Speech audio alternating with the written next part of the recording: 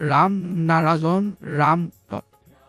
আকাশৰ নিৰ্মাণ কোনোকে কৰিব নোৱাৰে সি আছিল সি আছে আৰু চিৰদিন থাকিব আকাশে ঈশ্বৰ আল্লাহ গড আকাশে সকলোটো আৰু সকলো শক্তিৰ উৎস আকাশে নিজে ইচ্ছা প্ৰকাশ কৰিলে যে মই সৃষ্টিৰ সৈতে থাকিম আৰু নিজকে বিভিন্ন ৰূপত দেখিবলৈ বিচাৰো আকাশ নিজক দেখিব খুজিছিল আৰু নিজক অনুভৱ কৰিবলৈ বিচাৰিছিল সেইবাবে তেওঁ সৃষ্টি কৰিলে মানুহে সকলো বাধা সমস্যাসমূহ ভয় আতংক আদিৰ পৰা মুক্ত হ'ব পাৰে যদি তেওঁ নিজৰ অস্তিত্বক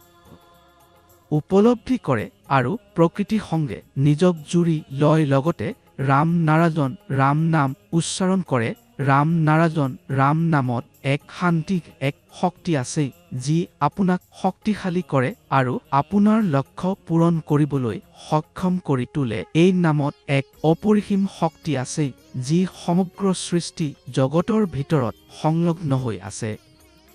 কাষত অসংখ্য নক্ষত্ৰ সূৰ্য গ্ৰহ নক্ষত্ৰমণ্ডল আছে পৃথিৱীত থকা মানুহে কি এইবোৰ গণনা কৰিব পাৰে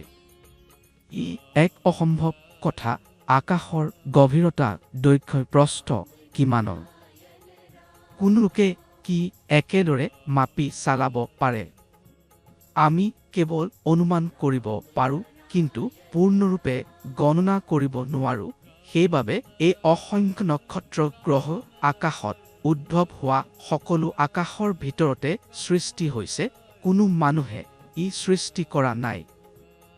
আকাশৰ সৃষ্টি কোনো লোকে কৰিব নোৱাৰে সি আছিল সি আছে আৰু চিৰদিন থাকিব আকাশে ঈশ্বৰ আল্লাহ গড আকাশে সকলোটো আৰু সকলো শক্তিৰ উৎস আকাশে নিজে ইচ্ছা প্ৰকাশ কৰিলে যে মই সৃষ্টিৰ সৈতে থাকিম আৰু নিজকে বিভিন্ন ৰূপত দেখিবলৈ বিচাৰো আকাশ নিজক দেখিব খুজিছিল আৰু নিজক অনুভৱ কৰিবলৈ বিচাৰিছিল সেইবাবে তেওঁ সৃষ্টি কৰিলে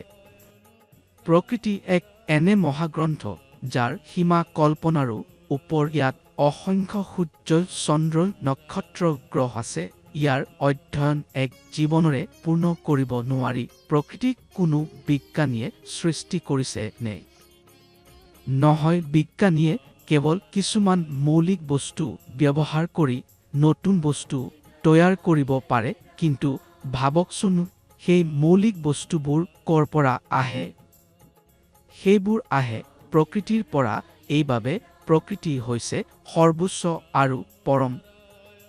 আমি সকলো প্ৰকৃতিক ধৰ্মলৈ জন্ম গ্ৰহণ কৰোঁ আমাৰ দেহ এক বেদ গ্ৰন্থৰ দৰে য'ত সমগ্ৰ মহাজগতৰ জ্ঞান বিদ্যমান আমি সকলো মহাজগতৰ অংশ আকাশৰ অংশ প্ৰকৃতিৰ অংশ আৰু ৰাম নাৰাজন ৰাম নামৰ এক মাধ্যম ইহাই আমাৰ ধৰ্ম কিন্তু কিয় আমি আজিকালি মানুহৰ সৃষ্টি কৰা কৃত্ৰিম ধৰ্মৰ প্ৰয়োজন অনুভৱ কৰিছোঁ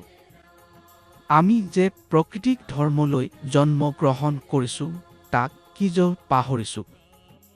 আজি আমি সকলো নিজৰ পথ হেৰুৱাই পেলাইছোঁ আমি ক'ৰ পৰা আহিছোঁ কলৈ যাব জীৱনৰ উদ্দেশ্য কি এইবোৰ কথা পাহৰি গৈছোঁ আমি নিজৰ ওপৰত মনোসংযোগ কৰিব পৰা নাই আমি নিশ্চিত কৰিব নোৱাৰোঁ যে জীৱনত কি কৰিব লাগে কেৱল সমস্যাবোৰৰ মাজত আমি আবদ্ধ হৈ আছোঁ এই সকলো সমস্যাৰ পৰা মুক্ত হ'বলৈ ধ্যান মেডিটেশ্যন আমাক সহায় কৰে যেতিয়া আমি ধ্যান কৰোঁ তেতিয়া শব্দ শক্তিয়ে আমাৰ ভিতৰত উদ্ভৱ সজন যিটো বিবেক আৰু সত্য চিন্তা কৰে ধ্যানৰ জৰিয়তে আমি নতুন শক্তি জ্ঞান আৰু সামৰ্থ্য পাই যি আমাক মানসিক চাপৰ পৰা মুক্তি দিয়ে আৰু জীৱনৰ লক্ষ্য নিৰ্ধাৰণ কৰে আজি প্ৰতিটো মানুহৰ প্ৰয়োজন ৰাম নাৰাজন ৰাম নামৰ জপ কৰা নিজকে এই ২০ মন্ত্ৰৰ সঁপি দিওঁ এই ২০ মন্ত্ৰৰ ভিতৰত সকলো অন্তৰ্ভুক্ত আছে ই নিজেই সম্পূৰ্ণ যদি আপুনি নিজৰ জীৱন সুন্দৰ কৰি তুলিব বিচাৰে তেন্তে অবিলম্বে এই নামৰ সৈতে জড়িত হওক আৰু নিজৰ তথা সমাজৰ কল্যাণ কৰক ৰাম নাৰাজন ৰাম